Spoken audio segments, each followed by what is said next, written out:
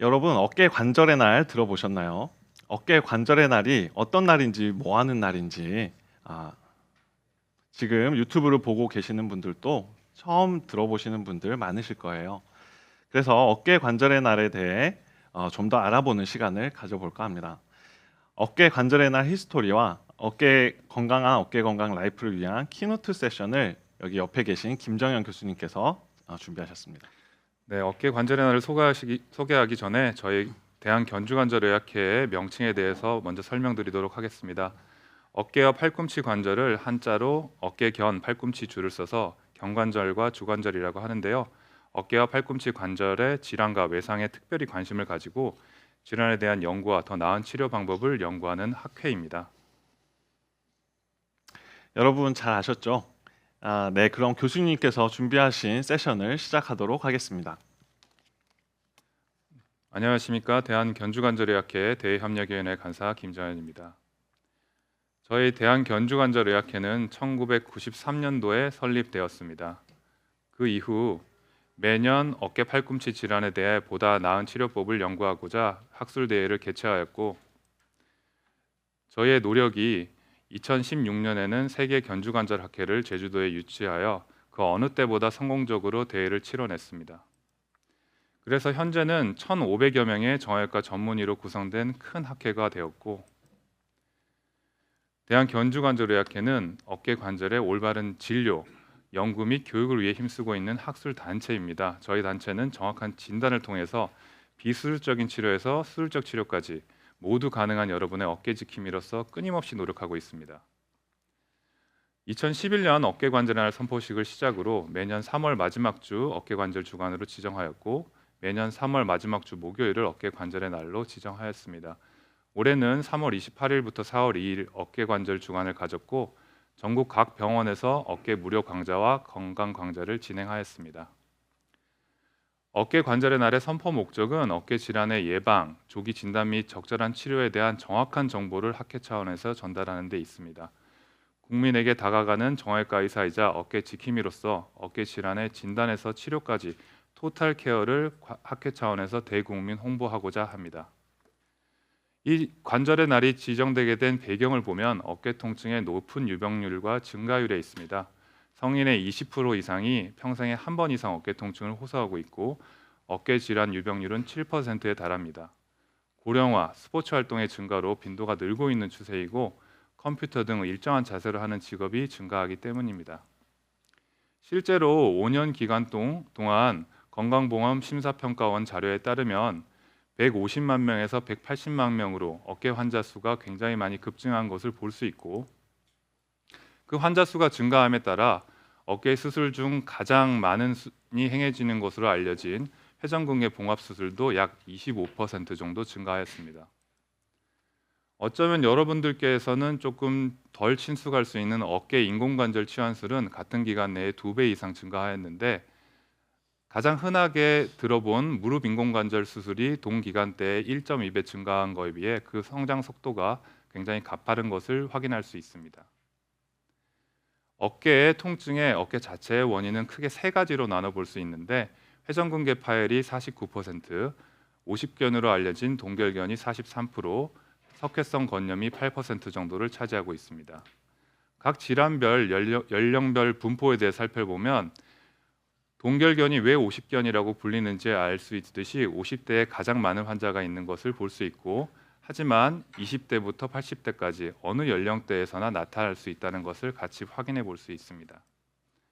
또한 석회성 힘줄염도 50대에 가장 많고 20대부터 80대까지 정규 분포 곡선을 그리면서 넓게 분포하고 있는 것을 볼 수 있습니다. 회전근개 파열의 경우에는 앞선 두 질환보다는 좀 더 연령대가 많은 50대 후반부터 60대, 70대 환자가 있는 것을 볼 수 있습니다. 이같이 세 가지의 어깨의 흔한 진단명 외에도 이두박근 장두건 건염이라든지 견봉 쇄골 관절염이라든지 퇴행성 관절염, 류마티스 관절염, 드물게는 강직성 척추염, 혹은 어깨의 원인이 아닌 목 디스크라든지 굉장히 드물게 유방암이나 폐암에 의해서도 어깨 통증이 생길 수가 있습니다. 그렇기 때문에 여러분이 가지고 있는 증상과 의료 정보를 인터넷을 통해서 얻는 것은 굉장히 위험하겠습니다. 정형외과라고 하면 정형외과 수술적인 치료만 생각을 해서 통증 치료나 물리치료, 재활치료 등을 다른 과에서 하고 오시는 경우가 많습니다. 하지만 정형외과는 특히 어깨 파트는 통증 치료와 물리치료, 재활치료를 모두 가능한 비수술적인 치료도 가능한 것이 저희 어깨 지킴이입니다. 여러분들이 의학 정보를 얻는 것이 인터넷 사이트가 75% 정도이고 실제 의료인을 통해서는 7.1% 정도밖에 얻지 못하고 있다는 이 데이터를 보더라도 잘못된 치료 방향으로 선택할 위험성이 굉장히 높다는 것을 볼 수 있습니다.